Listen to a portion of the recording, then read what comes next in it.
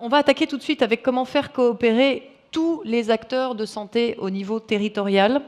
C'est le thème de la plénière de ce matin. Nous allons entendre des acteurs justement du système de santé, mais aussi des élus. Et puis pour lancer cette seconde matinée de débat, je vous propose d'accueillir chaleureusement la déléguée générale de la FHP, Christine Schibler. Il est là, Christine. Prenez possession de votre manche debout, je vous en prie. Merci Marie. Merci à tous d'être là ce matin. Merci beaucoup pour la participation hier, parce que c'est vrai que c'était pas compliqué, assez compliqué ces jours de grève de venir jusqu'au Carrousel du Louvre. Et je pense qu'on a eu un très très bon moment avec l'ensemble des tables rondes et surtout avec Madame la Ministre. Donc une nouvelle matinée avec des sujets passionnants. Et donc on va commencer sans attendre, je crois. Ah ben avec plaisir. Alors si vous me donnez le feu vert, Christine, j'y vais. Comme on vous fait tout à découvert depuis tout à l'heure, le manche debout, les coulisses, etc., je précise que je n'ai pas de retour en bas. Voilà, si on pouvait me brancher l'écran qui est devant, ce serait absolument formidable. Alors comment faire coopérer tous les acteurs de santé au niveau territorial?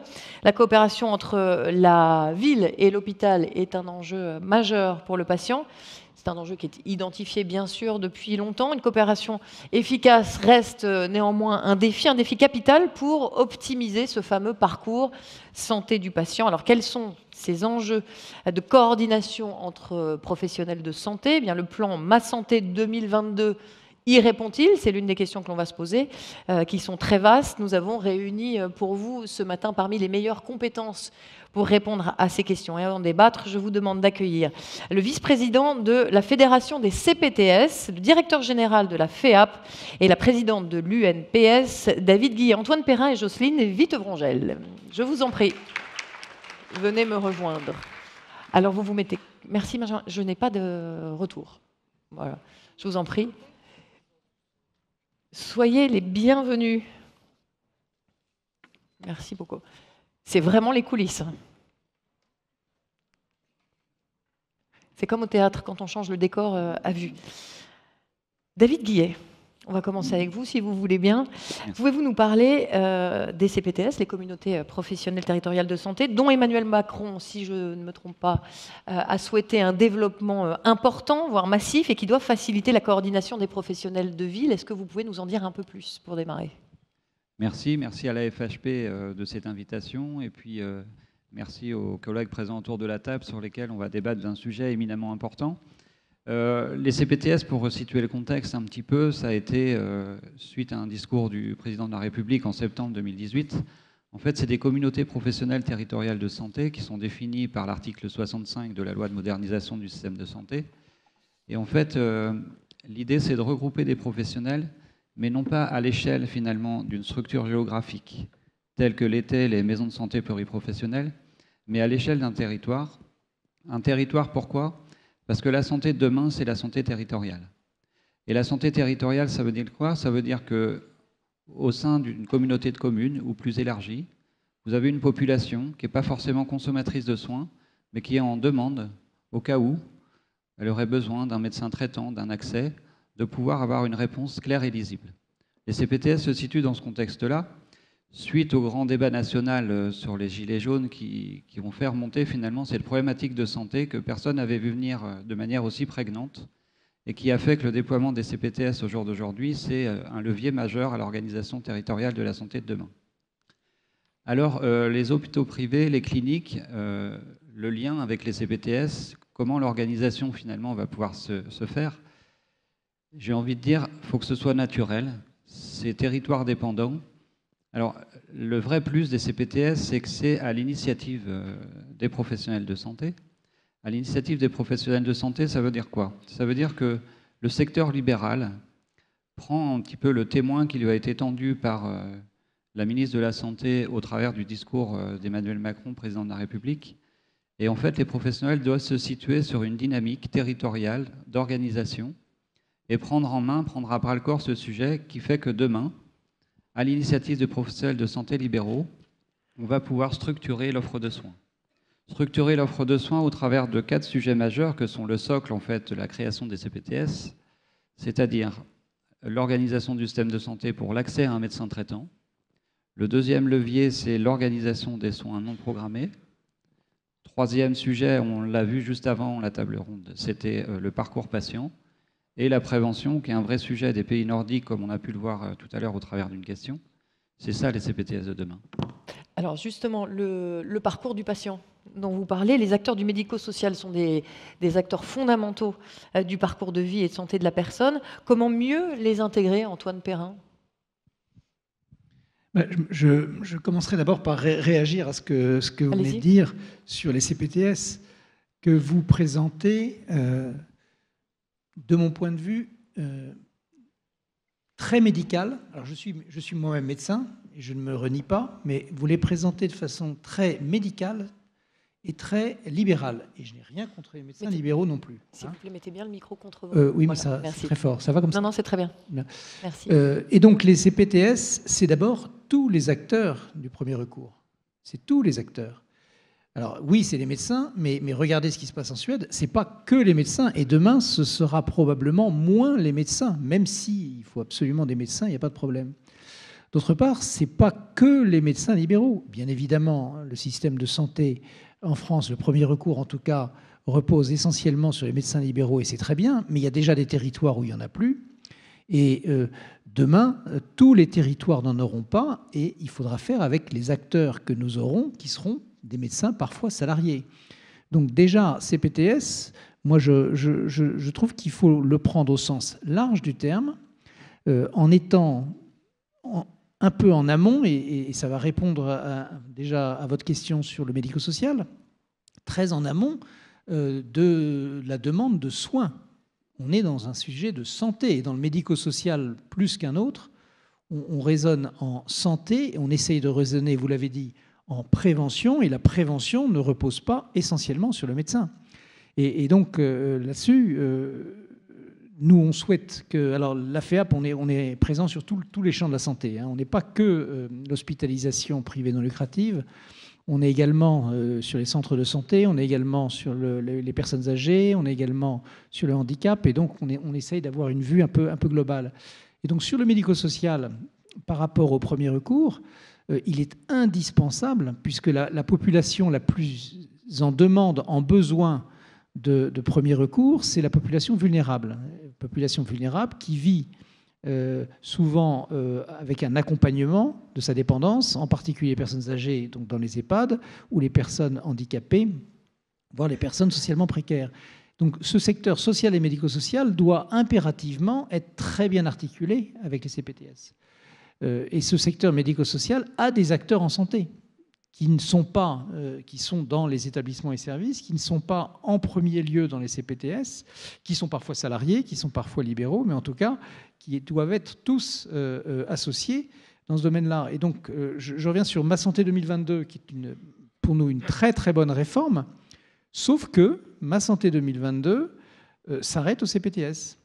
Ou plutôt, elle commence au CPTS. Alors c'est vrai que l'objectif est de ne pas faire une réforme hospitalo-centrée partant du principe, et on le voit sur la crise des urgences, que si les urgences sont embolisées, c'est que l'amont n'est pas suffisamment anticipé. Très bien, mais l'amont, il s'anticipe avant même le médecin traitant. Il s'anticipe avec les acteurs du domicile et du médico-social. C'est là où vivent ces personnes.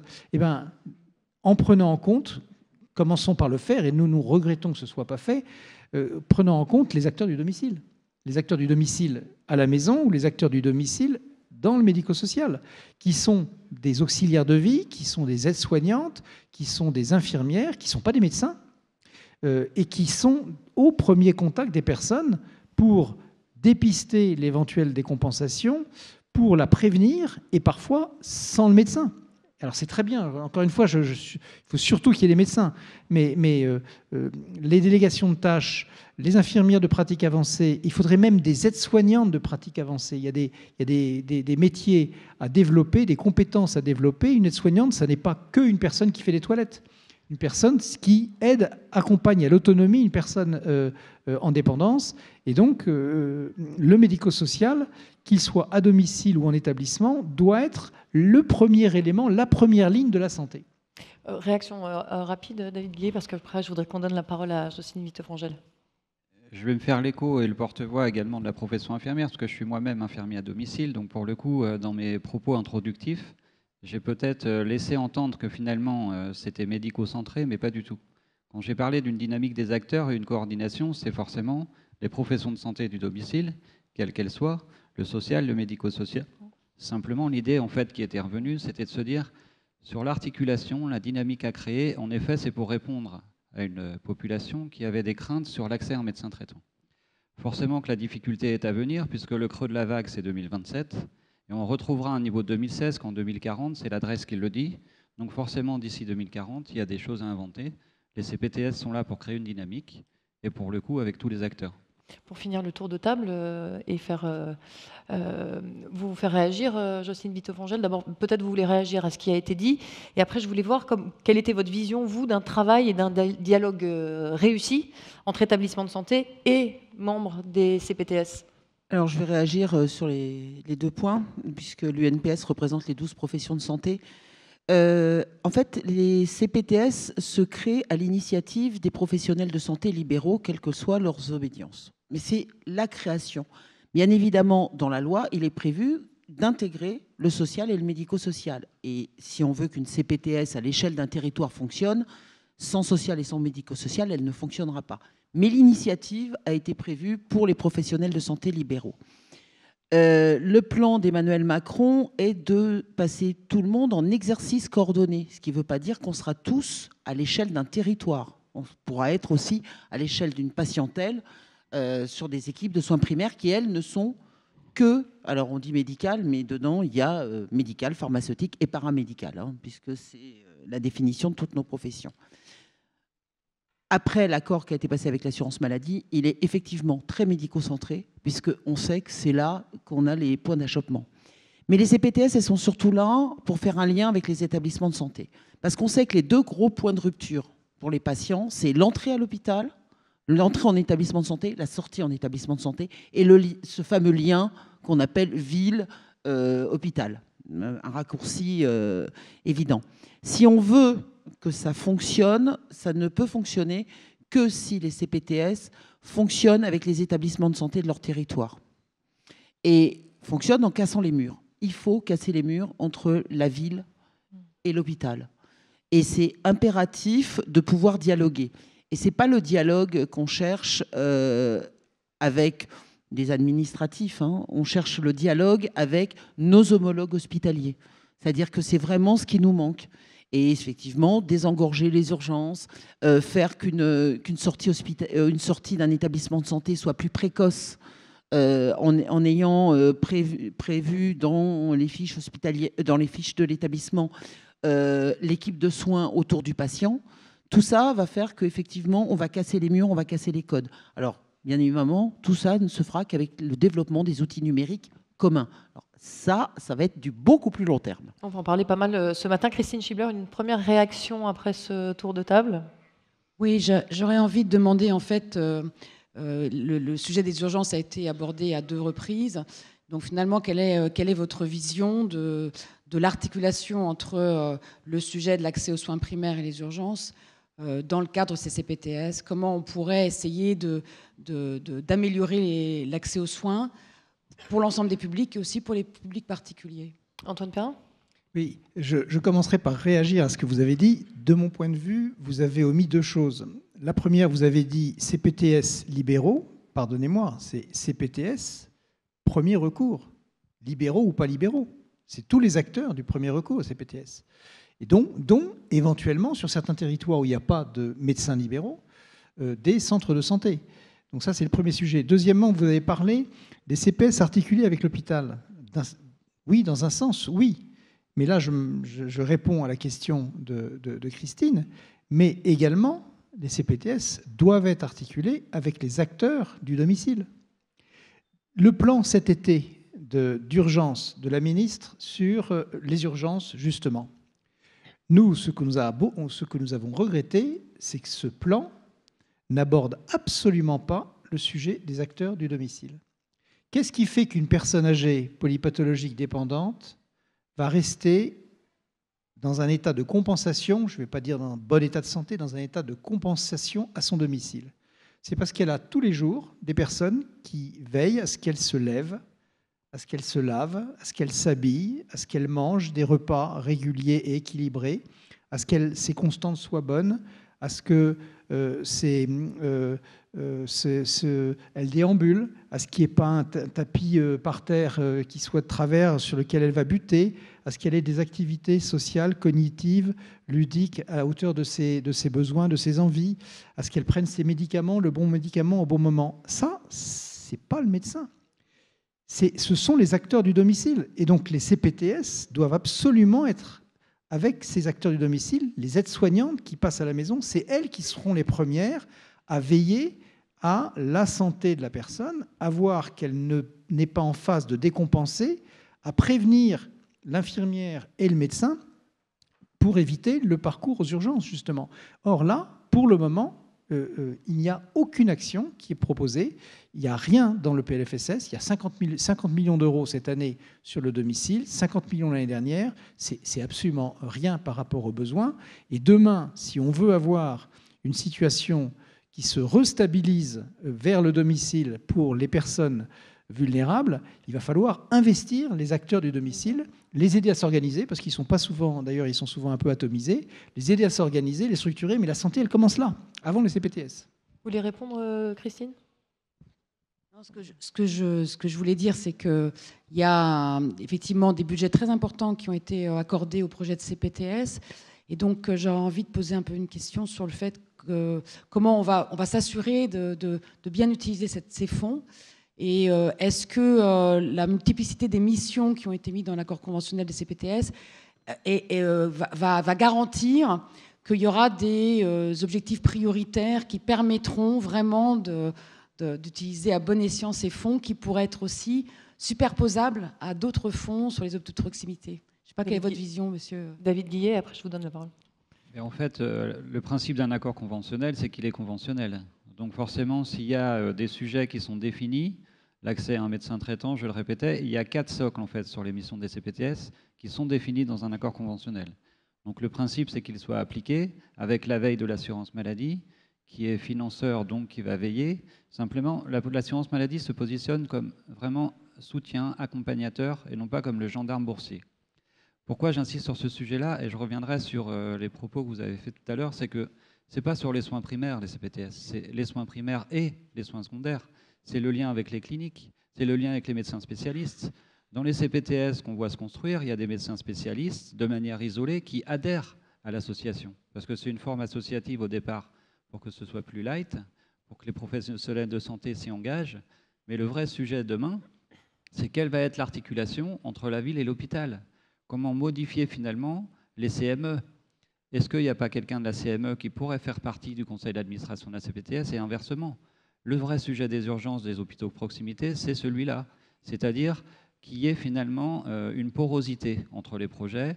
Mais la CPTS, c'est une vraie identification finalement du territoire de santé avec une dynamique d'acteurs. C'est la loi qui le dit, qu'ils sont libéraux. Mais simplement, en effet, il y a une articulation avec le social, le médico-social. Je suis dans une... Et les salariés, et les centres de santé. Je suis dans une CPTS qui a un centre de santé infirmier. Je suis un infirmier libéral. Il n'y a aucun sujet sur ce débat. Enfin, il n'y a pas de débat sur ce sujet, pardon.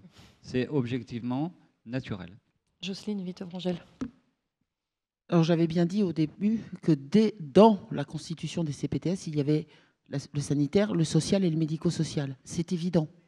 Contrairement aux ESP qui n'ont que le sanitaire. Donc, il n'y a aucune ambiguïté là-dessus. Sur un territoire, si on veut que ça marche, il faut les 3 composantes. Ça, c'est une première chose. Deuxièmement, les centres de santé ont signé l'ACI CPTS aussi avec l'assurance maladie. Donc, on n'a pas de soucis, ils ont négocié avec les libéraux. Il n'y a aucun problème. Alors, j'ai oublié, ça va bien.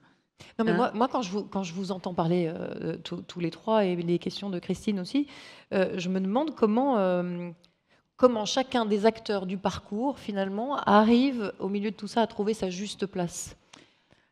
Alors, en fait, pour l'instant, c'est très territoire dépendant. Et en fait, il faut que chaque CPTS en fait, se calque sur ses problèmes territoriaux et sur... En fait, la première personne concernée par la CPTS, c'est le patient. Et c'est que pour le patient, on fluidifie son parcours, on fluidifie que tous les acteurs se connaissent et que quand on arrive à des cas complexes, on soit tous à même de le prendre en charge, que ce soit les acteurs du domicile, que ce soit les acteurs sanitaires et que ce soit le passage vers un établissement de santé. Et quand tu parlais tout à l'heure des CME, il est évident que sur les territoires, il faut décloisonner et il faut que quelqu'un de la CME vienne au conseil d'administration de la CPTS, comme quelqu'un de la CPTS va aller en CME, c'est les comités médicaux d'établissement. Parce que c'est nos homologues professionnels de santé des établissements de santé qui ont l'autre partie. Et il faut absolument qu'on fasse... Il ne faut pas faire des choses très compliquées. Il faut un projet commun sur une mission commune sur un territoire. Oui, il faut faire du basique au départ. Oui, je veux bien vous croire, mais qu'est-ce qui va permettre de garantir l'implication, l'engagement volontaire de tous les professionnels de santé, notamment dans les nouveaux dispositifs qui vont être mis en place?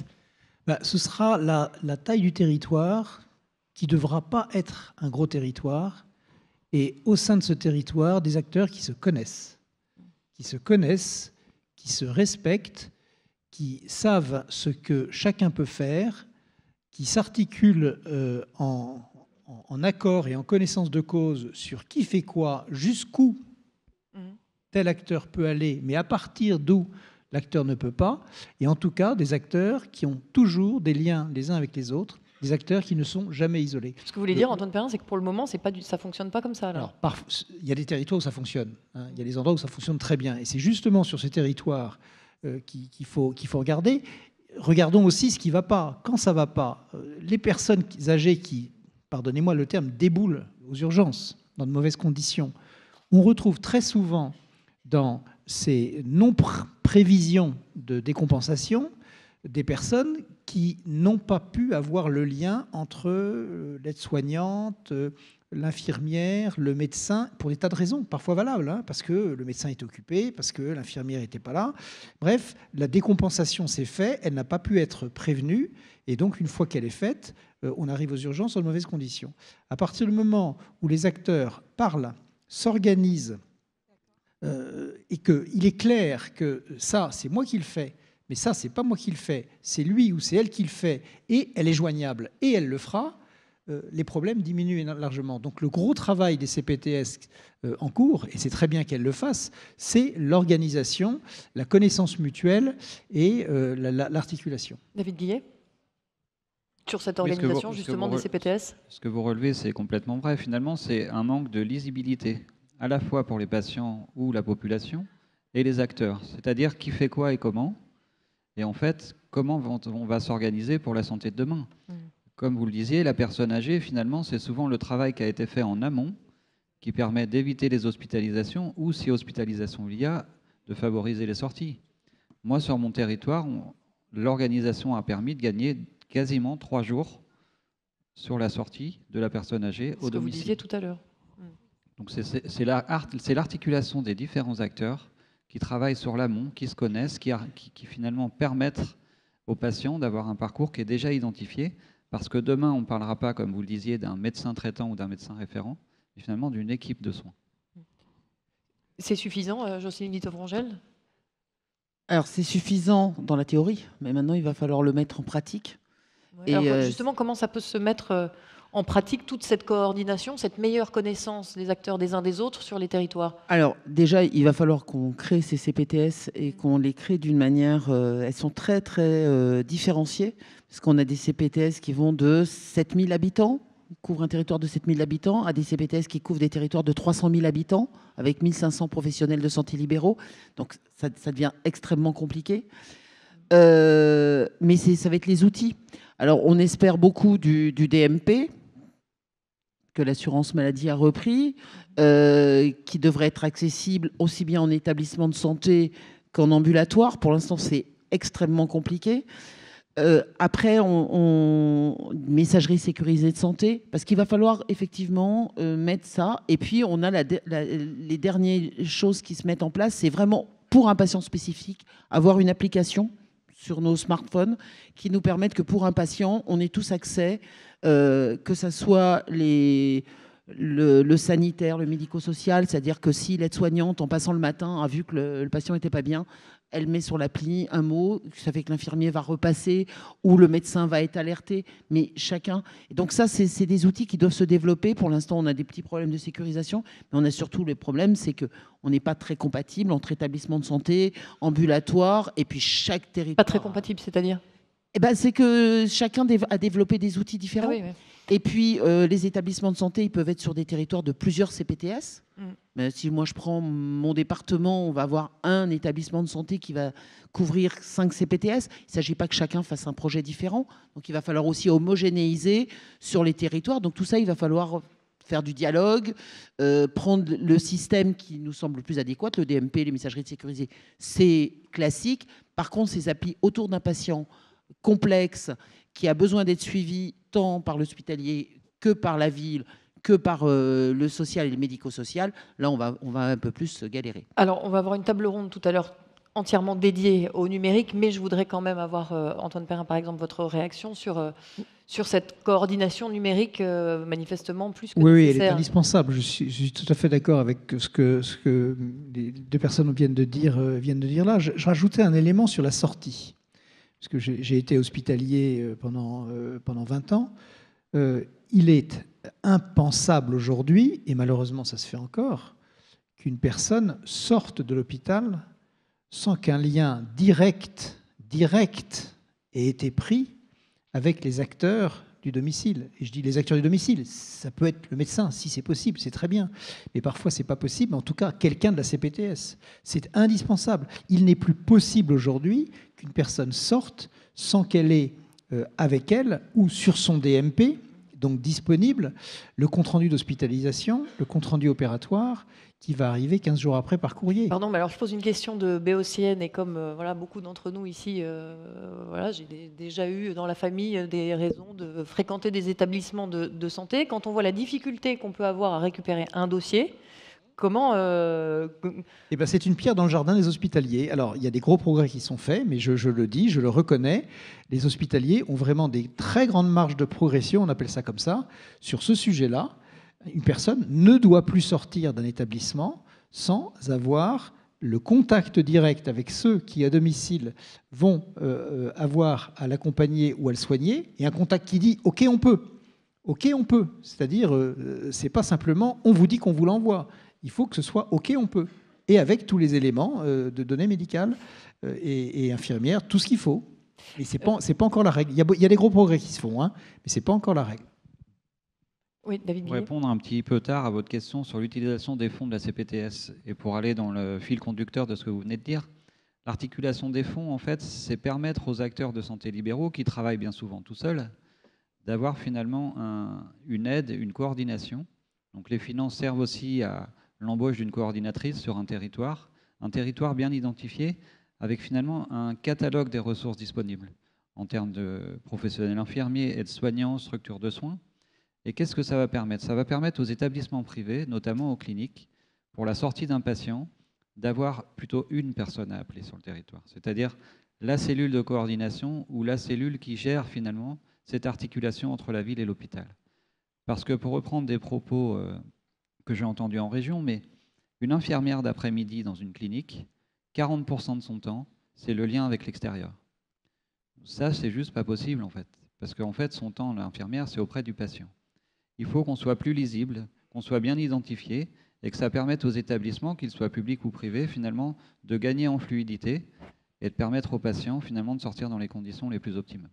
Vous avez employé le mot de coordination qui paraît essentiel dans tout ce qu'on dit depuis tout à l'heure. Je voudrais qu'on parle un peu des élus. Quelle est leur place, quel rôle jouer justement dans ces enjeux de coordination, d'accès aux soins? Qui veut répondre? Jocelyne Vito-Frangel. Alors les élus, ils ont une première préoccupation. C'est d'actualité. Donc. Oui, les élus, leur préoccupation, c'est « je n'ai plus de médecin ». Et là, c'est monothématique. C'est-à-dire que je n'ai plus de médecin sur mon territoire, je veux un médecin, donc il faut que je me débrouille pour trouver des médecins. Donc là, effectivement, la CPTS, elle va aider à rendre peut-être un territoire attractif. Mais on en parlait avec le délégué interministériel. Alors, Monsieur Noblecourt, mais je ne sais plus son titre jusqu'au bout. Et en fait, le problème, c'est que les médecins, les professionnels de santé, ils veulent bien aller sur des territoires ruraux, mais il faut le travail pour le conjoint. Il faut aussi l'équilibre derrière. Et donc, c'est pas si simple que ça. On peut reformer. C'est pas qu'une question simplement de faire venir. C'est pas qu'une question de faire venir un médecin à tout prix. C'est qu'il faut que le médecin, il arrive aussi avec sa vie familiale. Et que effectivement, on n'a pas forcément le travail pour le conjoint en milieu rural. Et je vois bien, moi, au fin fond de l'Indre, j'ai pas de bassin pour accueillir, effectivement, enfin, il n'y a pas forcément de travail pour les conjoints. Donc, c'est quelque chose qui se raisonne aussi en aménagement du territoire. Donc, l'élu, il faut aussi qu'il raisonne sur son aménagement du territoire. Et puis, il faut aussi que les élus, ils arrêtent de se dire que je fais une MSP et une maison de santé pluridisciplinaire, donc j'attire tout le monde, j'ai fait des beaux locaux et j'attire tout le monde. Je dirais, dans la provocation, dans les années 50, tous les élus voulaient une MJC. Maintenant, dans les années 2000, ils veulent tous une MSP. C'est pas la solution. Donc, c'est bien pour ça que les communautés professionnelles territoriales de santé, qui nous permettent de travailler tous ensemble et qui permettent de faire des soins non programmés, et on a le développement d'une manière importante de la télémédecine, de la télésanté, qui va faire que les infirmiers, les pharmaciens vont pouvoir joindre des médecins du territoire pour un patient qui, dans des communes où il n'y a plus de médecin. Donc ça peut aussi pallier ce genre de choses. Il faut se servir de ce genre d'outils pour pallier plutôt que d'essayer de faire. Et des fois, leur système de maison de santé assèche complètement des cantons entiers et en fait paupérise d'autres villages à côté qui avaient des médecins. Antoine Perrin, sur le rôle des élus ? Je suis tout à fait d'accord avec ce que vous venez de dire. Les élus ont à accepter eux aussi de se coordonner. Ils ne peuvent pas raisonner sur leur village, il faut raisonner par territoire. Et donc, il faut qu'il y ait une cohérence territoriale et que les élus acceptent de rentrer eux-mêmes dans une cohérence territoriale. Bon, ils ont chacun ses difficultés, eux, c'est la leur. En tout cas, on voit bien ce que vous dites, c'est tout à fait ça. Certains, ce sera que le meilleur gagne, et le meilleur, ce sera peut-être sa commune, mais ce ne sera pas le territoire. Et donc, ce sera aux dépens des autres. Donc, ils ont aussi un travail à faire de coordination entre eux. On a parlé des élus. Parlons des patients, parce que finalement, on tourne autour du patient, puisque tout ça est pour faciliter, favoriser le parcours de soins du patient.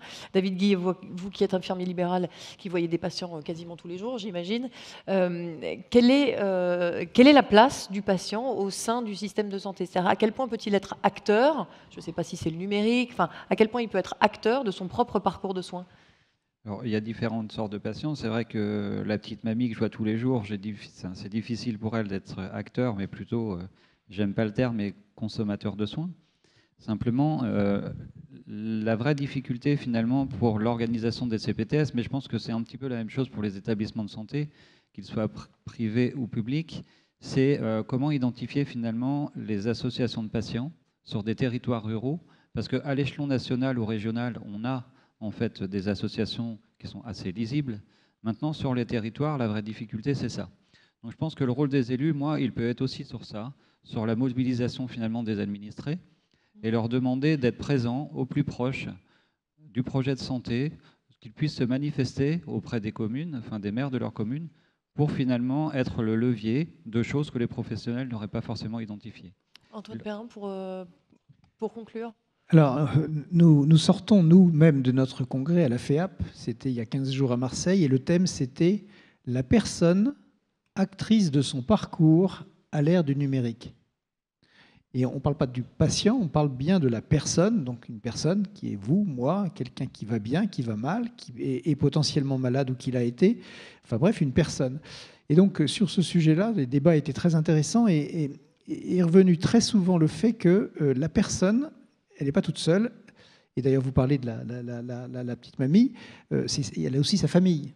Et donc, les professionnels doivent tenir compte également de l'entourage de cette personne.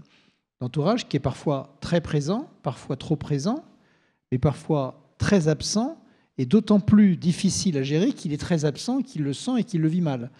Et donc, bon, c'est un fait, et donc la responsabilisation que l'on demande aux professionnels, et avec la délégation de tâches, la prise de responsabilité, etc., de tous les différents métiers, cette responsabilisation, elle doit aussi aller vers les personnes qui doivent être accompagnées pour mieux comprendre ce qui se passe, mieux comprendre le champ des possibles, le champ des impossibles, et pour leur permettre de prendre eux-mêmes, puisque l'évolution est celle-là et elle va aller de plus en plus dans ce sens-là, de prendre de plus en plus les décisions qu'elles doivent prendre, elles et ou avec leurs aidants.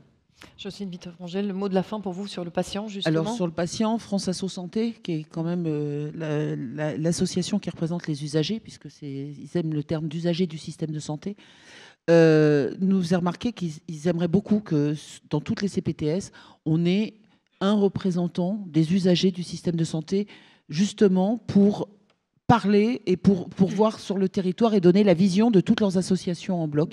Et donc c'est quelque chose que effectivement de nombreux CPTS mettent de plus en plus, alors pas les petites à 7000 habitants, mais les plus importantes, mettent effectivement dans leur conseil d'administration un représentant des usagers de santé pour que ça corresponde vraiment aux besoins des patients. Merci beaucoup à tous les trois. Christine Schibler, je vous laisse conclure sur cette première table ronde. Oui, merci Marie. Moi, ce que j'ai entendu finalement, c'est qu'il y a deux sujets prioritaires qui nous unissent, c'est-à-dire le sujet donc, de l'accès aux soins et donc l'articulation entre l'accès aux soins primaires, la permanence des soins ambulatoires et les urgences, donc un premier sujet, et un deuxième sujet qui est comment améliorer les parcours en amont et en aval des établissements de santé. Et donc, quand on voit ces deux priorités, on comprend tout de suite que les CPTS, pour arriver à faire des projets qui vont être pertinents au service des patients et puis effectivement compatibles avec la politique, les besoins aussi des élus qu'ils expriment, ça va nécessiter une association importante. Et j'aime bien votre terme de porosité entre les différentes communautés, qu'elles soient dans les CPTS ou qu'elles soient dans les établissements de santé. Et c'est vrai que l'idée que vous avez donnée, qui était que les présidents de CME et que les représentants de CPTS puissent se fréquenter et puis finalement aller dans les instances respectives pour partager le diagnostic et aller sur quelques priorités, je trouve que c'est une idée extrêmement intéressante pour associer les établissements de santé au CPTS. D'abord d'un point de vue, donc on va dire médical et professionnel de santé, parce que c'est le premier sujet. Le deuxième sujet, c'est que justement, vous avez cité ces deux blocs de mission, c'est-à-dire la permanence des soins et finalement le parcours en amont et en aval des établissements de santé. C'est intéressant parce que dans la Convention, j'y reviens un peu parce que j'ai une petite dent sur l'importance des fonds et la crainte finalement que ces fonds soient pas utilisés à bon escient, parce que c'est surtout ça finalement dans une enveloppe fermée. Et c'est vrai que du coup, le sentiment qu'on peut avoir, c'est déjà peut-être prioriser parmi ces deux sujets au vu du diagnostic territorial qui peut être partagé à la fois avec les patients et à la fois avec les élus, l'action, ou les deux actions, mais de façon très simple, pour que déjà on travaille là-dessus peut-être pendant 3 ans, parce que c'est tellement compliqué, et on part quand même d'un espace de discussion qui était beaucoup moins structuré. Cet enjeu de structuration, il est très très important, et du coup, c'est vrai qu'il faut peut-être déjà se donner du mal pour arriver à avoir des projets simples, des projets aussi qui permettent effectivement aux personnes âgées, au public fragile, d'avoir des maintiens à domicile, de revenir plus vite, parce qu'on sait qu'ils sont mieux à domicile que dans les établissements, et donc il faut travailler sur ces questions-là. Et donc déjà réunir les communautés autour de projets simples, pas trop nombreux, et puis autour des professionnels de santé, avec l'implication effectivement à la fois des élus et à la fois des patients. Donc après les directions d'établissements de santé, bien entendu, parce qu'il y a tout un sujet aussi, vous l'avez dit, numérique, un sujet on va dire de construction, d'outils, avec des problèmes de compatibilité. Donc ça va être le thème de la table ronde suivante. Et c'est vrai que là, probablement, les directions d'établissements qui qui ont de la logistique, de l'administratif, peut-être qui peuvent peut-être venir en appui de ces communautés qui peuvent se concentrer sur... voilà. Donc un très beau sujet, les CPTS, un beau sujet d'articulation entre la ville et les établissements de santé. Il ne faut pas que ça devienne un machin administratif. Il faut vraiment essayer que ça soit opérationnel. Donc vraiment, sur peu de sujets, c'est ça qui nous paraît important. Merci Christine, merci à tous les trois, merci beaucoup.